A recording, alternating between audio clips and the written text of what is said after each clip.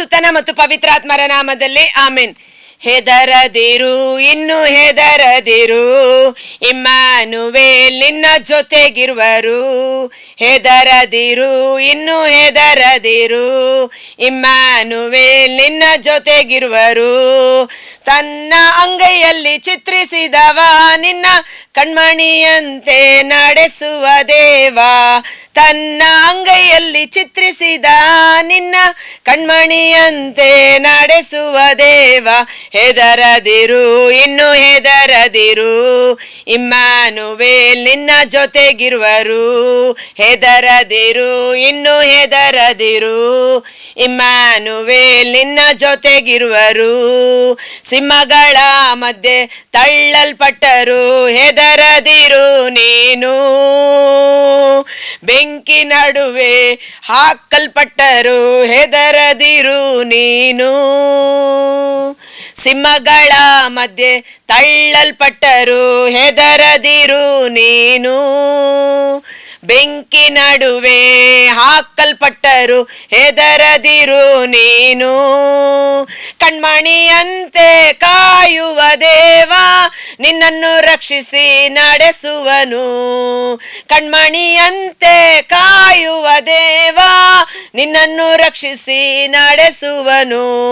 ಹೆದರದಿರು, ಇನ್ನು ಹೆದರದಿರು, ಇಮ್ಯಾನುವೇಲ್ ನಮ್ಮ ಜೊತೆಗಿರುವರು.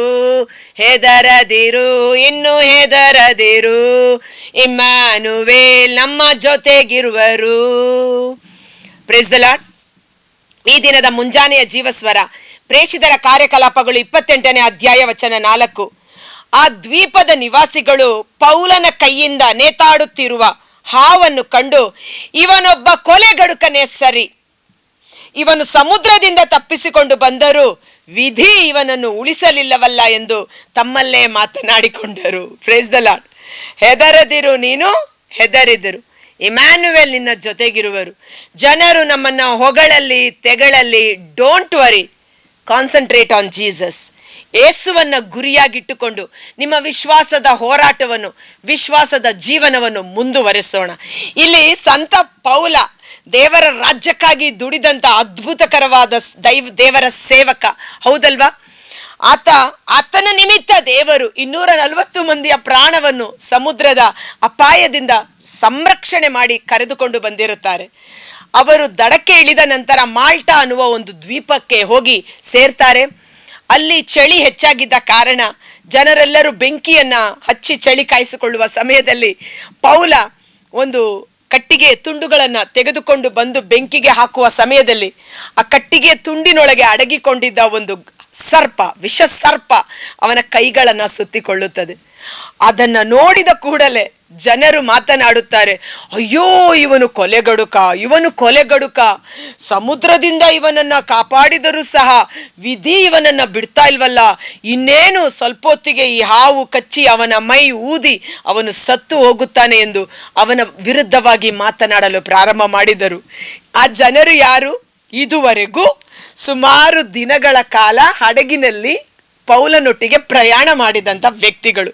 ಪೌಲನು ಅವರ ಒಂದು ಕಷ್ಟ ಸಂಕಟದಲ್ಲಿ ಅವರನ್ನ ಬಲಪಡಿಸಿ, ದೃಢಪಡಿಸಿ, ಭಯಪಡಬೇಡಿ, ದೇವದೂತನು ನನಗೆ ದರ್ಶನವಿತ್ತಿದ್ದಾನೆ, ನಿಮಗೆ ಯಾವ ಪ್ರಾಣ ಹಾನಿ ಆಗುವುದಿಲ್ಲ, ದೇವರು ನನ್ನ ನಿಮಿತ್ತ ನಿಮ್ಮೆಲ್ಲರನ್ನು ಉಳಿಸಿ ಸುರಕ್ಷಿತವಾಗಿ ದಡ ಸೇರಿಸುತ್ತಾರೆ ಎಂದು ಆತನ ಒಂದು ವಾಕ್ಯವನ್ನ ಕೇಳಿ ಉತ್ತೇಜನಗೊಂಡು ಬಲಗೊಂಡು ಸುರಕ್ಷಿತವಾಗಿ ದಡ ಸೇರಿದವರು ಆತನೊಟ್ಟಿಗೆ ಸುಮಾರು ದಿನಗಳ ಕಾಲ ಪ್ರಯಾಣ ಮಾಡಿದ ಜನರು. ಆದರೆ ಅವ್ರು ಹೇಳ್ತಾರೆ, ಇವನೊಬ್ಬ ಕೊಲೆಗಡುಕ. ಜನರ ಮಾತು ಹೇಗೆ ಬೇಕಾದ್ರೂ ಬದಲಾವಣೆ ಆಗಬಹುದು. ಜನರ ಮಾತಿನ ನಿಮಿತ್ತ ನಾವು ಕುಸಿದು ಬೀಳಬಾರದು. ಅವರು ನಮ್ಮನ್ನು ಹೊಗಳುವಾಗ ಹಿಗ್ಗುವುದು ಬೇಡ, ಅವರು ನಮ್ಮನ್ನ ತೆಗಳಿದಾಗ ನಾವು ಅಯ್ಯೋ ನನ್ನ ಬಗ್ಗೆ ಹಿಂಗ್ ಮಾತಾಡ್ಬಿಟ್ರಲ್ಲ ಅಂತ ಕುಗ್ಗುವುದು ಬೇಡ. ಮಾತನಾಡೋರು ಮಾತನಾಡಿಕೊಳ್ಳಲಿ. ದೇವರಿಗೆ ನಾನು ಏನೆಂದು ಗೊತ್ತು, ನನ್ನ ದೇವರಿಗೆ ನನ್ನ ಕುರಿತು ಚೆನ್ನಾದ ಅರಿವಿದೆ, ನನ್ನ ಕುರಿತು ದೇವರು ಬಲ್ಲರು ಎಂದು ದೇವರನ್ನ ಗುರಿಯಾಗಿಟ್ಟುಕೊಂಡಾಗ ಮಾತ್ರ ನಾವು ವಿಶ್ವಾಸದ ಹೋರಾಟವನ್ನು ಮುಂದುವರೆಸಲು ಸಾಧ್ಯ. ನೋಡಿ, ಅವನೊಬ್ಬ ಕೊಲೆಗಡುಕ ಎಂದು ಆ ಜನರು ಆತನ ಬಗ್ಗೆ ಮಾತನಾಡಿದರು. ಆಮೇಲೆ ಅದೇ ಜನ ಅವನನ್ನ ಕೊಲೆಗಡುಕ ಎಂದು ಹೀಯಾಳಿಸಿ, ಅವನು ಸತ್ತೋಗ್ತಾನೆ ಎಂದು ಅವನ ಸಾವಿಗಾಗಿ ಕಾದು ನಿಂತಿದ್ರು. ಇವತ್ತು ಶತ್ರುಗಳು ನಮ್ಮ ನಾಶನಕ್ಕಾಗಿ ಕಾದು ನಿಂತಿರ್ಬೋದು. ಎಷ್ಟು ದಿನ ಬಾಳ್ತಾರೆ, ಎಷ್ಟು ದಿನ ಮಾಡ್ತಾರೆ, ಹೇಗೆ ಇರ್ತಾರೆ ನೋಡೋಣ ಎಂದು ಕಾದು ನಿಂತಿರಬಹುದು. ಇಲ್ಲಿ ಪೌಲನ ಸಾವಿಗಾಗಿ ಜನ ಹಾಗೆ ಕಾದು ನಿಂತಿದ್ದಾರಂತೆ. ಆದರೆ ದೇವರು ಮಾಡುವ ಕಾರ್ಯ ಮಹತ್ತರವಾದುದು. ನಮ್ಮೊಬ್ಬೊಬ್ಬರ ಕುರಿತು ದೇವರ ಯೋಜನೆ ಅದ್ಭುತಕರವಾದುದು. ದೇವರ ಚಿತ್ತವನ್ನ ವಿರೋಧಿಸಲು ಯಾರಿಂದ ತಾನೇ ಸಾಧ್ಯ? ರೋಗವೋ, ಕಷ್ಟವೋ, ಖಡ್ಗವೋ, ಪ್ರಾಣ ಹಿಂಸೆಯೋ, ಇವು ಯಾವುದು ನಮ್ಮನ್ನ ಯೇಸುವಿನ ಪ್ರೀತಿಯಿಂದ ಬೇರ್ಪಡಿಸಲು ಸಾಧ್ಯವಿಲ್ಲ. ಆ ದೇವರ ಪ್ರೀತಿ ನಮ್ಮಲ್ಲಿ ಆಳ್ವಿಕೆ ಮಾಡಲಿ. ಸೊ ಮುಂದೆ ನೋಡುವ. ಓಕೆ, ಆದರೆ ಪೌಲನು ಹಾವನ್ನು ಬೆಂಕಿಗೆ ಒದರಿಬಿಟ್ಟನು, ಅದರಿಂದ ಅವನಿಗೆ ಯಾವ ಅಪಾಯವೂ ಆಗಲಿಲ್ಲ. ಆ ಜನರು ಈಗ ಅವನ ಮೈ ಊದಿಕೊಳ್ಳುತ್ತದೆ, ಈಗಲೇ ಅವನು ಪಕ್ಕನೆ ಸತ್ತು ಬೀಳುತ್ತಾನೆ ಎಂದು ಕಾದಿದ್ದರು. ಎಷ್ಟು ಹೊತ್ತು ಕಾದರೂ ಅವನಿಗೆ ಯಾವ ಹಾನಿಯೂ ಆಗಲಿಲ್ಲ. ಇದನ್ನು ಕಂಡ ಜನರು ತಮ್ಮ ಅಭಿಪ್ರಾಯವನ್ನ ಬದಲಿಸಿದರು. ಜನರ ಅಭಿಪ್ರಾಯ ಕಾಲ ಕಾಲಕ್ಕೆ ಬದಲಾವಣೆ ಆಗ್ತಾ ಇರುತ್ತೆ. Don't worry. ಇವತ್ತು ನಿಮ್ಮನ್ನ ಒಳ್ಳೆಯವರು ಎಂದು ಹೇಳಿದ ಅದೇ ಜನ ಅಯ್ಯೋ ಆಕೆ ತುಂಬಾ ಕೆಟ್ಟವಳು ಎಂದು ಹೇಳುವ ಕಾಲ ಬರಬಹುದು. ಜನರ ಅಭಿಪ್ರಾಯ ತತ್ಕ್ಷಣವೇ ಬದಲಾವಣೆ ಆಯಿತು. ಅದ್ಭುತಕರವಾದ ವಚನ. ಅವನಿಗೆ ಯಾವ ಹಾನಿಯೂ ಆಗಲಿಲ್ಲ. ಇದನ್ನು ಕಂಡ, ಅವನಿಗೆ ಹಾನಿ ಆಗ್ಬೇಕು ಅಂತ ಅಪೇಕ್ಷೆ ಮಾಡ್ತಾ ಇದ್ರು. ಯಾವಾಗ ಹಾನಿ ಆಗದೇ ಇರುವಾಗೆ ದೇವರು ಸಂರಕ್ಷಣೆ ಮಾಡಿದರೋ ಇದನ್ನು ಕಂಡ ಅವರು ತಮ್ಮ ಅಭಿಪ್ರಾಯವನ್ನು ಬದಲಿಸಿದರು. ಇವನೊಬ್ಬ ದೇವರು ಎಂದುಕೊಂಡರು.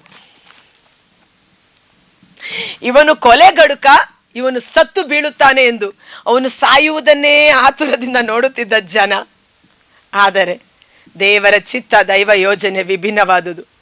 ಯಾವಾಗ ಹಾವನ್ನ ಒದರಿದಾಗ ಆ ವಿಷ ಸರ್ಪ ಒಂದು ಹುಳುವಿನಂತೆ ಬೆಂಕಿಯಲ್ಲಿ ಸುಟ್ಟು ಭಸ್ಮವಾಯಿತು. ಇವನಿಗೆ ಯಾವ ಹಾನಿಯೂ ಆಗದಿದ್ದಾಗ ಜನರು ತಮ್ಮ ಅಭಿಪ್ರಾಯವನ್ನ ಬದಲಾಯಿಸಿಕೊಂಡರು. ಇವನೊಬ್ಬ ಕೊಲೆಗಡುಕ ಎಂದು ಹೇಳಿದ ಅದೇ ಜನರು ಅದೇ ಬಾಯಿಯಲ್ಲಿ ಇವನು ನಿಜವಾಗಿಯೂ ಒಬ್ಬ ದೇವರು, ದೇವರ ಮಗ ಅನ್ನುವ ರೀತಿಯಲ್ಲಿ ದೇವರು ಕಾರ್ಯ ಮಾಡಿದರು. So don't worry. ದೇವರಿಗೆ ಗೊತ್ತು ನಿಮ್ಮ ಸ್ವಭಾವ, ನಿಮ್ಮ ಸ್ಥಿತಿಗತಿ, ನಿಮ್ಮ ಜೀವನದ ದುರವಸ್ಥೆಗಳು, ಪರಿಸ್ಥಿತಿಗಳು ಎಲ್ಲ ಗೊತ್ತು. ಅವನ ಕೈಗಳನ್ನು ಸುತ್ತಿಕೊಂಡ ಹಾವು, ಅವನನ್ನು ನಾಶನಕ್ಕೆ ಕೊಂಡೊಯ್ಯಬೇಕಾಗಿದ್ದ ಹಾವು ಕ್ಷಣ ಮಾತ್ರದಲ್ಲಿ ಬೆಂಕಿಯಲ್ಲಿ ಸುಟ್ಟು ನಾಶವಾಗಿ ಹೋಯಿತು. ಇವತ್ತು ನಮಗೆ ವಿರುದ್ಧವಾಗಿ ಬರುವ ಆಯುಧಗಳು, ನಮ್ಮನ್ನ ನಾಶ ಮಾಡಲು ಯತ್ನಿಸುವ ಕುತಂತ್ರಗಳು, ನಮ್ಮನ್ನ ನಾಶ ಮಾಡಲು ಬಯಸುವ ಈ ಪ್ರಾಪಂಚಿಕವಾದ ರೋಗ ರುಜಿನಗಳು, ನಾವು ಒದರಿ ಬಿಡೋಣ. ಯೇಸು ನಾಮದಲ್ಲಿ ತೊಲಗು, ಹೋಗು, ಅಷ್ಟೇ. ಯೇಸು ನಾಮದಲ್ಲಿ ಹೋಗು. ಅವನು ಕೈಯನ್ನ ಒದರಿದ ರೀತಿಯಲ್ಲಿ ಆ ನಿಂದೆಯ ಮಾತುಗಳು, ದೂಷಣೆಯ ಮಾತುಗಳು, ನಮ್ಮ ಮನಸ್ಸನ್ನು ಕುಗ್ಗಿಸುವ ಮಾತುಗಳು ಎಲ್ಲವನ್ನ ಒದರಿ ಬಿಡುವ. ಅದೇ ಜನರ ಮಧ್ಯೆ ಇವನು ದೇವರಾಗಿದ್ದಾನೆ, ದೇವರ ಪುತ್ರನಾಗಿದ್ದಾನೆ, ದೇವರ ಸೇವಕನಾಗಿದ್ದಾನೆ ಎಂದು ದೇವರು ಮಹಿಮೆ ಪಡಿಸಿ ನಿಲ್ಲಿಸುವವರಾಗಿದ್ದಾರೆ. ಕರ್ತನಾದ ಯೇಸುವೇ, ಮುಂಜಾನೆ ವೇಳೆ ಜೀವಸ್ವರವನ್ನು ಆಲಿಸುತ್ತಿರುವ ಪ್ರತಿಯೊಬ್ಬ ಸಹೋದರ ಸಹೋದರಿಯರನ್ನು, ಅವರ ಕುಟುಂಬಗಳನ್ನು ನಿಮ್ಮ ಕರಗಳಿಗೆ ಸಮರ್ಪಿಸಿದ್ದೇನೆ. ಯೆಶಾಯ 54:17 ನಿನಗೆ ವಿರೋಧವಾಗಿ ಉಪಯೋಗಿಸುವ ಎಲ್ಲ ಆಯುಧಗಳು ಯೇಸು ನಾಮದಲ್ಲಿ ನಿಷ್ಕ್ರಿಯವಾಗುತ್ತದೆ. ನಿನ್ನ ಮೇಲೆ ಆಯುಧವನ್ನು ಪ್ರಯೋಗ ಮಾಡುವವನು ಸರ್ವೇಶ್ವರನಿಂದ ಅನುಮತಿ ಪಡೆದಿಲ್ಲ. ನನ್ನಿಂದ ಅನುಮತಿ ಪಡೆಯದೆ ಶತ್ರುಗಳು ನಿನ್ನ ಮೇಲೆ ಮಾಡುವ ದಬ್ಬಾಳಿಕೆ ಆಯುಧಗಳು ಯೇಸು ನಾಮದಲ್ಲಿ ನಿಷ್ಕ್ರಿಯವಾಗುತ್ತದೆ. ನಿನ್ನನ್ನು ಕಾಡುತ್ತಿರುವ ರೋಗ ರುಜಿನಗಳು ಒದರಿ ಹೋಗಲಿ ಯೇಸು ನಾಮದಲ್ಲಿ. ಕೈಗಳನ್ನ ಒದರಿ, ಈ ಸಮಯದಲ್ಲಿ ನೀವು ಒದರಿ, ಯೇಸುವೆ ನನ್ನ ಶರೀರದಲ್ಲಿ ಕಾಡುತ್ತಿರುವ ಗ್ಯಾಸ್ಟ್ರಿಕ್ ಸಮಸ್ಯೆ ಯೇಸು ನಾಮದಲ್ಲಿ ಒದರುತ್ತೇನೆ, ನನ್ನ ಶರೀರವನ್ನು ಬಿಟ್ಟು ತೊಲಗಲಿ, ಬೆಂಕಿಯಲ್ಲಿ ಸುಟ್ಟು ಭಸ್ಮವಾಗಲಿ ಅನ್ನುವ ರೀತಿಯಲ್ಲಿ ಇವರ ಶರೀರದಲ್ಲಿ ಕಾಡುತ್ತಿರುವ ಶತ್ರುಗಳ ಎಲ್ಲ ರೋಗ ರುಜಿನದ ದುರಾತ್ಮಗಳು, ವಿಷ ವೈರಸ್ಗಳು ಆ ಬೆಂಕಿಯಲ್ಲಿ ಸುಟ್ಟು ಭಸ್ಮವಾಗಲಿ. ಪವಿತ್ರಾತ್ಮರ ಜೀವ ಇವರಲ್ಲಿ ತುಂಬಿಕೊಳ್ಳಲಿ. ಜನರ ಮಾತುಗಳಿಗೆ ಉಬ್ಬದೆ ಅಥವಾ ಕುಗ್ಗಿ ಹೋಗದೆ ಕಾನ್ಸ್ಟೆಂಟ್ ಆಗಿ ಯೇಸುವಿನಲ್ಲಿ ವಿಶ್ವಾಸವಿಟ್ಟು ಯೇಸುವನ್ನ ಮೆಚ್ಚಿಸುವ ಜೀವನವನ್ನ ನಡೆಸಲು ಬೇಕಾದ ಅಭಿಷೇಕ, ಪವಿತ್ರಾತ್ಮರ ಕೃಪಾವರಗಳು ನಮ್ಮಲ್ಲಿ ಯಥೇಚ್ಛವಾಗಿ ಸುರಿಸಲ್ಪಡುವಂತೆ ಯೇಸುವಿನ ಅದ್ಭುತಕರವಾದ ನಾಮದಲ್ಲಿ ಪ್ರಾರ್ಥಿಸಿ ಬೇಡಿ ಹೊಂದಿಕೊಳ್ಳುತ್ತೇವೆ. ಆಮೆನ್.